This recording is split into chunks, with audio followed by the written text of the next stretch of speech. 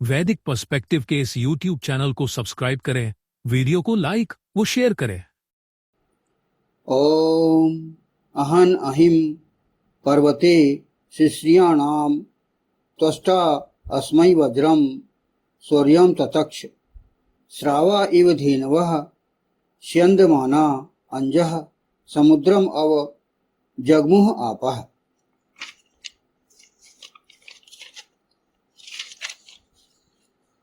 हनन किया अहि को पर्वत में सोने वाले का, सर्वनिर्माता ने इसके लिए घोर गर्जना करने वाले वज्र का निर्माण किया। शब्द करती हुई गायें या गमनशिलाओं के समान द्रवीभूत बहती हुई प्रकाशित अप्सराएं या जल या कर्म या आप्तजन समुद्र के समीप पहुंची प्राप्त हुई। यह मंत्र लिया गया जो ऋग्वेद के प्रथम मंडल का है और सूक्त है 32वां और उसका यह द्वितीय मंत्र है। तो यह जो बात है वो बिल्कुल आज टेली होती है। सतयुग, त्रेता, द्वापर और कलयुग की वो घटनाएं हमसे मिल रही हैं। मतलब जो दुष्ट हैं उनको हमें जहां भी वो मिल सकें उनको पकड़कर हमें दंडित करना है। भगवान कृष्ण ने जैसे काल्यवण को समाप्त किया, वो कहां कहां भाग रहा था, उसको पकड़ के भगवान कृष्ण ने उसे मृत्युदंड दिया, क्योंकि समाज से उसको दंड दिया गया। ये हमारे जो आचरण नायक हैं, जो हमारे परम पुरुष और परम पुरुष के अवतार हैं, उन्होंने यह कार्य किया। दुष्टों को पकड़ पकड़ के उन्होंने दंडित किया। तो इसी वेद मंत्र के आधार पर उन्होंने आचरण किया। यह हम जान सकते हैं, समझ सकते हैं। और हमें भी हमारे स्वयं के घर को, हमारे समाज को, हमारे देश को, हमारे विश्व को ऐसे ही जहरीले दुष्टों से हमें बचना है और उन्हें समाप्त करना है। आगे कहा गया है फुटनोट में, सर्व निर्माता ने इसके लिए घोर गर्जना करने वाले वज्र का निर्माण किया।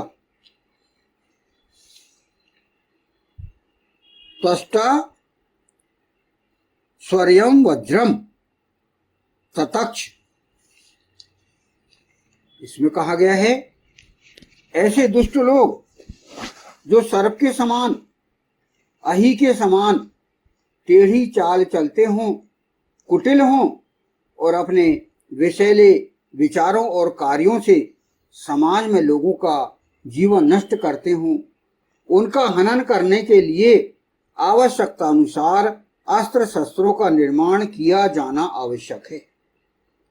सर्व निर्माता ने ऐसे लोगों से निपटने के लिए तैयार रहना है। पौराणिक काल में भी ऐसे दुष्टों के द्वारा शक्तिशाली होकर जनहित करने पर उनका हनन करने हेतु अनेकों अस्त्र शस्त्रों का निर्माण किया गया है तथा सक्षमता हासिल करने हेतु त्याग तपस्या की गई है। इस हेतु घोर गर्जना करने वाले भयंकर अस्त्र शस्त्रों का निर्माण किया जाना आवश्यक है। अब बताइए कि किस प्रकार दुष्टों से हमें बचने के लिए, दुष्टों को हमें नाश करने के लिए क्या तैयारी करना है, यह हमें ईश्वर इस वेद मंत्र में बता रहा है। सतयुग, त्रेता, द्वापर में हमने देखा कि ब्रह्मास्त्र भी बनाया गया, ब्रह्मास्त्र का भी निर्माण किया गया इसके लिए, जिससे कि जहरीले दुष्टों का समापन किया। इसी प्रकार आज के कलयुग में, आज के मृत्यु लोक में भी हम ब्रह्मोस का हमने निर्माण किया, जिससे कि हम दुष्टों का समापन कर सकें। आज के युग में ऐसे दुष्टों को समापन करने के लिए अस्त्र शस्त्रों का निर्माण किया जाना अति आवश्यक। तो यह जो द्वितीय मंत्र है इसको समझा जाना अति आवश्यक है। हर प्रकार के अस्त्र शस्त्रों का निर्माण करते हुए हमें दुष्टों का हनन करना है और इंद्रियों को वश में करने वाले और सत्पुरुषों को हमें बचाना है, नारियों को बचाना है, बच्चों को बचाना है और अच्छा जीवन जीते हुए हमें सुखमय जीवन सत्पुरुषों का बिताने के प्रयास करना है। यहाँ पर इस मंत्र में हम पूरी तरह से आचरण करने का प्रयास करें। अगला फुटनोट है, शब्द करती हुई गायों या गमनशिलाओं के समान द्रवीभूत बहती हुई प्रकाशित अप्सराएं जल कर्म आप्तजन समुद्र के समान समुद्र के समीप पहुंची प्राप्त हैं। इसमें कहा गया है आगे व्याख्या के अंतर्गत, इसका मंत्रांश है, श्रावा इव धेनवः छन्दमाना अंजः समुद्रम अव जगमुह आपः। आ गया है, इंद्रियों को वश में करने वाले सत्पुरुष वेदानुयायी ईशान आज्ञाकारी की तुलना इस मंत्र में ईशान परम परमात्मा ने समुद्र से की है। उसे समुद्र के समान गंभीर और शांत होना चाहिए। जब दुष्टों से संबंधित लड़कियां और औरतें अप्सराएं उससे संबंध बनाएं तो उनका यह कार्य नहीं है कि वह उनके पूर्व जीवन देखें कि वे पहले कितनी बदचलन और दुष्ट थीं। भले ही वे पहले वैश्याएं रही हों, सप्तऋषि वेद के अनुसार इंद्रियों को वश में करने वाले को उन लड़कियों और औरतों का भी जीवन सुधारना है और उन्हें समाज में मुख्य धारा में सम्मिलित करना है। अतः वह उनका प्रणय प्रस्ताव नहीं ठुकरा सकता। वेद औरतों को स्वयंवर का अधिकार प्रदान करता है, पुरुष को स्वयं वधु अधिकार वेद और इन धर्म कहीं भी प्रदान नहीं करता। तो जैसा कि हमने कहा, पिछले मंत्र में बताया गया था कि जो दुष्ट राजनेता है विष कन्याएं बनाकर सत्पुरुषों के समाज को नष्ट करने के लिए जो भेजे जाते हैं, उन्हें अप्सरा बनाकर भेजे जाते हैं, जो कि वे वास्तव में विष कन्याएं होती हैं। उन्हें यदि वह इंद्रियों को वश में करने वाला उन्हें अपना ले, उनको जीवन की मुख्य धारा में ले आए, तो ये उसके लिए बहुत बड़ा कार्य होगा। ये यहाँ पर बताया गया है।